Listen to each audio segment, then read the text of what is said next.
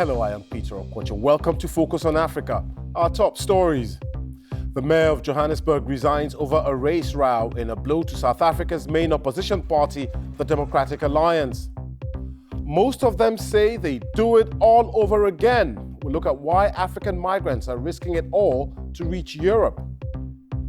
50 years ago today, Somalia's fortunes were changed drastically by this man, former President Siad Barre. We find out how. Also on the program, a toast to life. Actress and entrepreneur Juliet Ibrahim stops by the BBC to discuss her new book and how it's been therapeutic for mental health issues. Some people will say when you're angry or when you're upset, just write. You know, you get it off your chest, it calms you down, then you can speak up calmly. And in sport, this year's Ballon d'Or shortlist has been released with African stars including Sadio Mane on it.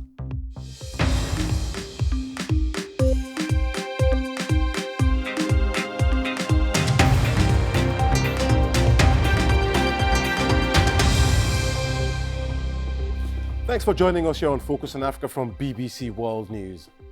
South Africa's main opposition party has suffered a blow following the resignation of the mayor of Johannesburg today over a race row. Herman Mashaba won the mayoral position in a surprise victory in 2016 and became the city's first non-ANC mayor since 1994.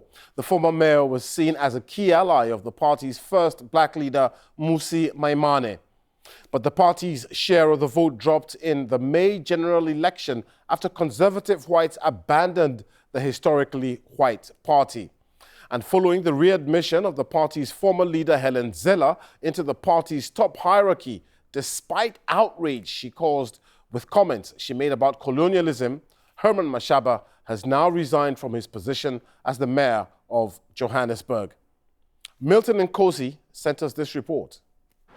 We are on the streets of Johannesburg where the jacaranda tree is blooming, but the mayor has resigned. Herman Mashaba told a media briefing this morning that he is resigning from his position as the mayor of Johannesburg and also as a member of the Democratic Alliance, the official opposition party here in South Africa. He said he is doing this because over the weekend, the Democratic Alliance elected its former leader, Helen Zille, as the second most powerful person in the party. She is now the chair of the Federal Council. And according to Mr. Mashaba, this is a victory for people who represent a diametrically opposed vision of what he has in terms of values and his systems. But now the pressure moves on to the current leader of the Democratic Party, Mmusi Maimane, the first black leader of the Democratic Alliance. He will be under considerable amount of pressure because the Congress for Leadership is next year. There's been a trail of black leaders who were leaving the Democratic Alliance for a while now. And the right-wing people within the DA have moved since we saw in the election in May this year more towards a right-wing party, the Freedom Front Plus. And the return over the weekend of Helen Zille might signify that the DA is trying to regain that trust of the people who went to the Freedom Front Plus. But that has angered part of the people who are in the DA, largely black people. This is manna from heaven for the governing African National Congress. It has its own problems. It's got a litany of corruption allegations. It's got infighting. But when the opposition is supposed to be strong enough to fight it, the opposition mutilates itself in a corner unprovoked. Milton Nkosi there. Now, a vast majority of migrants who make the dangerous crossing from Africa to Europe through the Mediterranean would do so again. That's despite knowing the dangers of that trip. That's according to a new report by the United Nations Development Programme. Some 93% of almost 2,000 irregular migrants surveyed experienced danger on their journey, but only 2% said that greater awareness of the risk would have caused them to stay at home. We've voiced over a few quotes from some of the migrants. If you have a family, you have to ensure they have food, shelter, medicine, and education. I have a young daughter. People may ask what kind of father I am to leave behind my wife and infant daughter. But what kind of a father would I be if I stayed and couldn't provide them a decent life? The idea to try and reduce the weight of migration is to look at the causes. It is the governing policies that entrench people in poverty, that don't develop anything, schools that don't exist, failing health and corruption, repression. That's what pushes people to immigrate. It was all to earn money, thinking of my mom and my dad, my big sister, my little sister, to help them.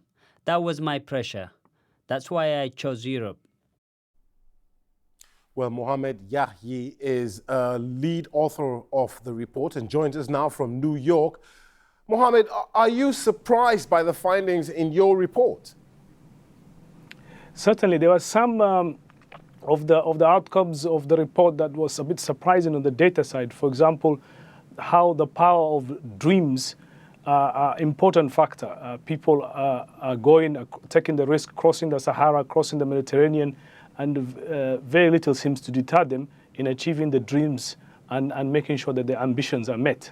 And at home, they feel that that ambition cannot be met. So that was one of the surprising factors of the report, the power of dreams, essentially. So which do you think is more to blame? Is it the push factors that cause people to leave their countries of origin, or indeed the pull factors that attract them to their favored destinations? I don't think it's about blaming in terms of the root causes. I think it's more of understanding the root causes and making sure that policy is made by data, by evidence. Unfortunately, in the migration sector, there seem to be a lot of policies that are essentially assumption-based. And this report that UNDP undertook is to make policy makers understand that the root development causes at home that make many young people see that their dreams can only be achieved in Europe. Now, for over a decade, the West has been looking at ways to work with African governments to drastically reduce migration through the Sahara and the Mediterranean. With results like this from your report, do you think that is even possible? I think it is possible. It's possible by ensuring that the focus needs to be focused on the African youth and his or her ambition, and the focus needs to be about development and accelerating development at home. The focus should not be about managing migration per se. It should be about creating opportunities at home and ensuring that development resources do not go to migration management, but rather focus on creating hope and opportunity in the country of origin. And that is not something that will be achieved in the short term. Well, indeed, because like I said, governments on the continent have been promising to take measures to make sure that they reduce the numbers of people who are leaving their countries for Europe through these dangerous routes. Do you find that African governments are listening to those of you who make these findings in these reports? But we hope that the report allows them to listen and understand. And one of the things that really the report shows is Africa is losing its best, because these young people are on average more educated, on average more hopeful in terms of the contribution they want to make. And overall, they are the byproducts of Africa's success, essentially. But the success seems to have a ceiling for them. And they feel that the ceiling, if the ceiling is not removed, then they will leave the continent to achieve their dream somewhere else. And so the message for African government is be competitive, focus on the youth question, and give these young people opportunity closer to their own countries. Mohamed Yahyi from the United Nations Development Program in New York, thank you very much for your insight into that story. Thank you for having me. Let's take a quick look now at other stories making the headlines across Africa and the rest of the world. The Russian President Vladimir Putin has accused Western governments of pressuring and blackmailing African countries. He was speaking ahead of this week's first full Russia-Africa summit in the Black Sea resort of Sochi. 47 African leaders are expected to attend the summit, which is seen as part of Russia's ambitious push for influence and business in Africa. Police in northern Nigeria have freed 147 people from an Islamic boarding school where students say they were being abused. It's the fourth such raid in a month. When police raided the school in Kaduna State, they found inmates in chains. There were 22 women amongst them, and police say some of them complained of being sexually abused. Since the start of September, at least 55 elephants have died of starvation caused by severe drought at a Zimbabwe game park. The animals died near waterholes at the Hwange National Park. A spokesman for Zim Park said they wanted to drill more boreholes in Hwange, but lacked the funds. Now, today marks the 50th anniversary of an event that set Somalia on a path of civil war and unrest and away from democracy.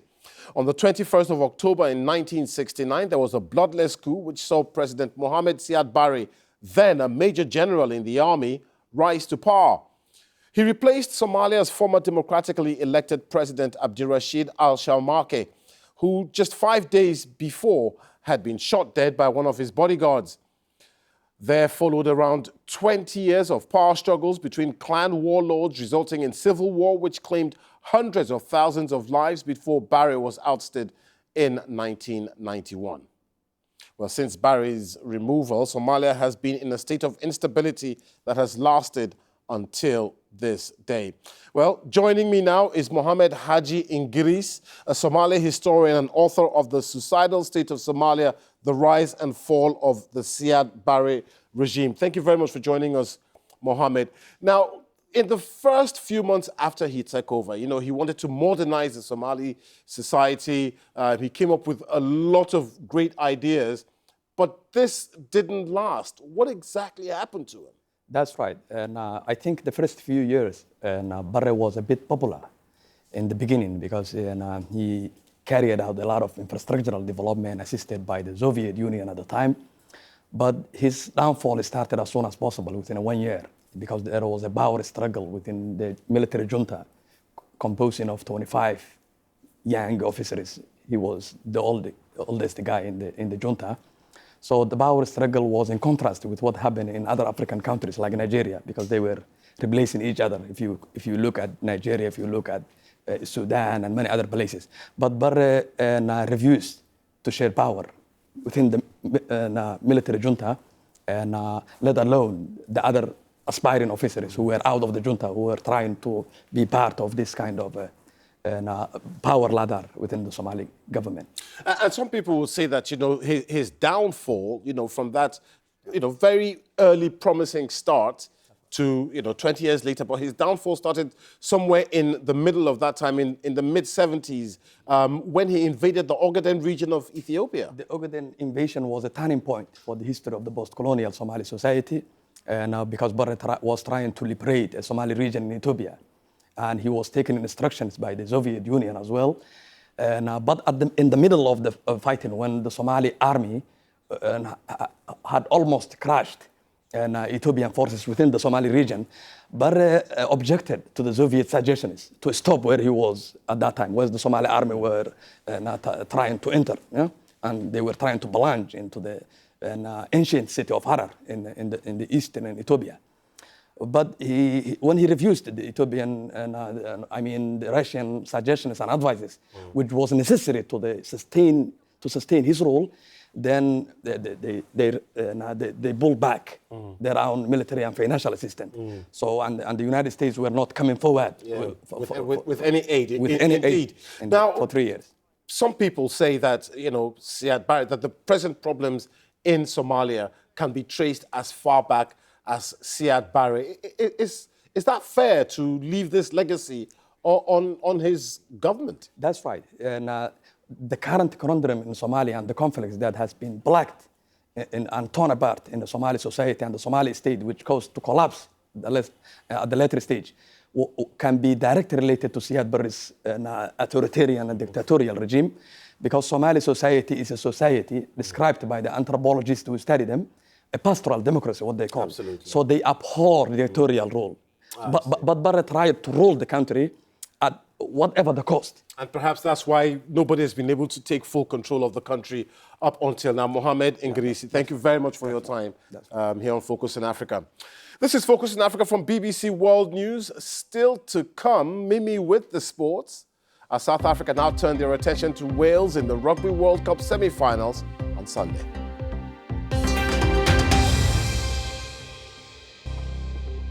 I'm Peter Okwoche. Welcome back. Now, she's probably one of the most recognizable faces in the Ghanaian and Nigerian movie industries. But life has not always been a bed of roses for Juliet Ibrahim. As a child, she lived through civil wars in her native Liberia, Ivory Coast, and her father's country, Lebanon. At 11, she was molested by a family member, and in 2014, she went through a very public, messy divorce. Now, the veteran of over 40 movies has released her autobiography, A Toast to Life. I sat down with her and began by asking her why she believed the time is right for a book. I would say writing my book, A Toast to Life, was very therapeutic for me because, like I said, back home in Africa, we don't really talk about these things. Hardly would you find people go to a therapist or, somewhere you can be able to be able to just go through or deal with depression and things you've gone through in your past. Most people tend to just go to churches or maybe talk to their pastors and, just deal with it on their own, or they end up being suicidal. For me, it was dealing with everything on my own without having anybody to talk to. I couldn't even talk to my mom when I went through the molestation with my uncle at the time. I was very, very young.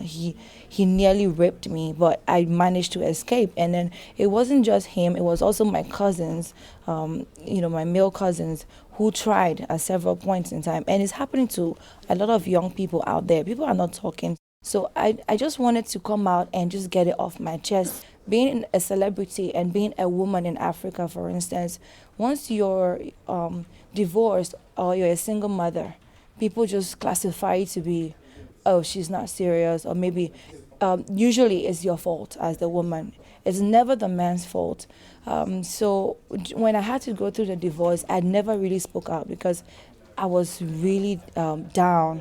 It took me years to try and just move on, and I used work to cover up all the emotions I felt. But the cyberbullying was crazy. Everybody's like, yeah, you're always on TV, you're an actor, so you're always traveling here and there. So you didn't have time for your marriage, you didn't have time, to keep a home and all of that. So how are you now? So this was pretty therapeutic for you. How are you? Did you have to talk to psychologists as well, or have you is this your own way of dealing with it, and have you dealt with it successfully? Some people will say when you're angry or when you're upset, just write.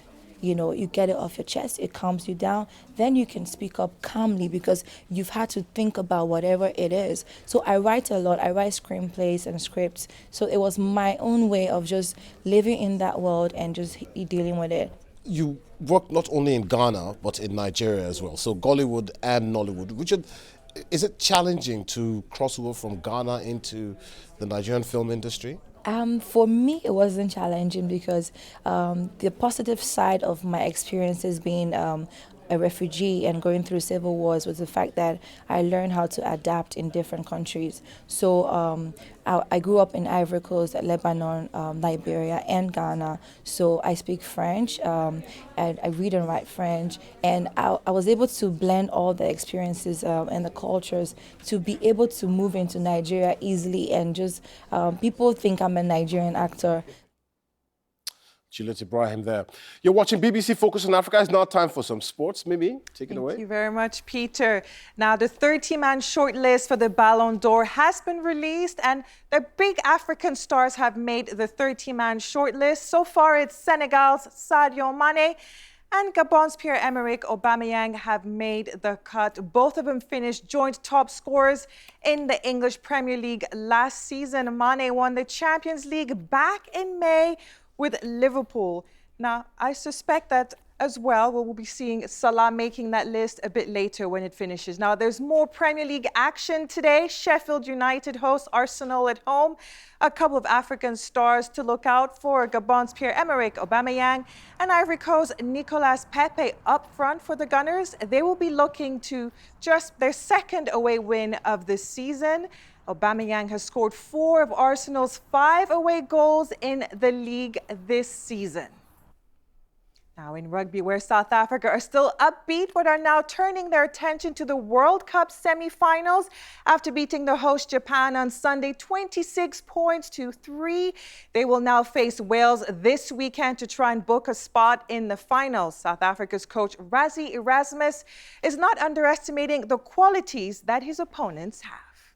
So I think they've created depth in every single position.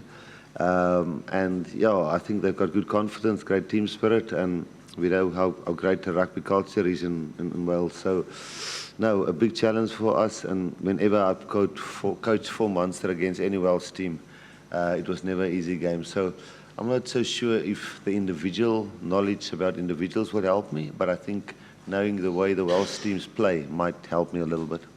Yeah, the message at halftime, it was just, let's be patient and trust in our plan. You know, our maul and scrumming were working, and obviously we didn't take our opportunities in the first half, but we didn't want to change anything but be more patient, especially when we get turnover ball, we hold on the ball.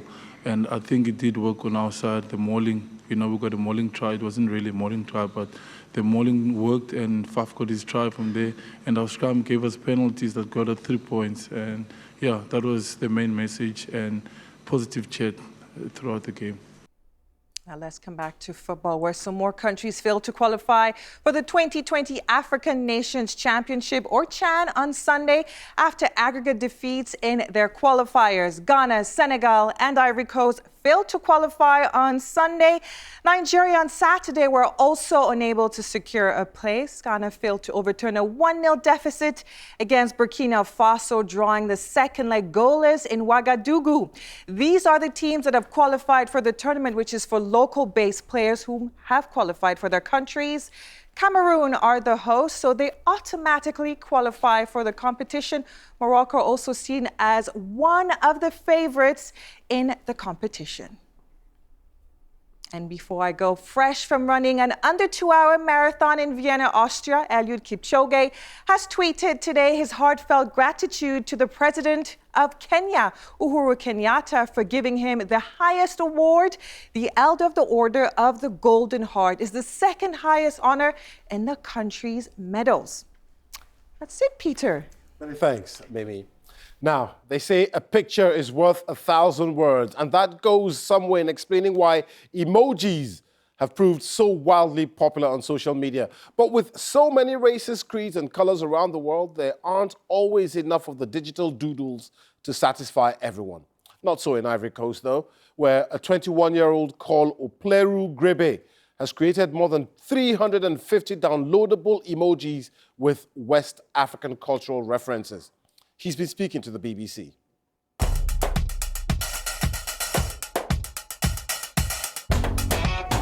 Basically, my idea was to create emojis so Africans can have emojis they relate to.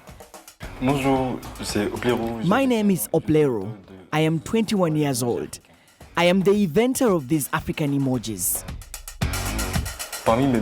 My 5 favorite emojis are the Bissap bag. It is the most beautiful to me. The point, a game I played when I was young at school. And you saw that? Senegal's car rapide. And the Afro brush for my hair. I won 2 awards for my creations. The next stop for me after this is to learn 3D and virtual realities in order to create filters and find a new way to pay tribute to the African culture. I absolutely love those emojis. Well done, young man. That's it on Focus on Africa. Don't forget you can get in touch with me and some of the team. I'm on social media at Okwoche. But for now, that's it. Thanks for watching and goodbye.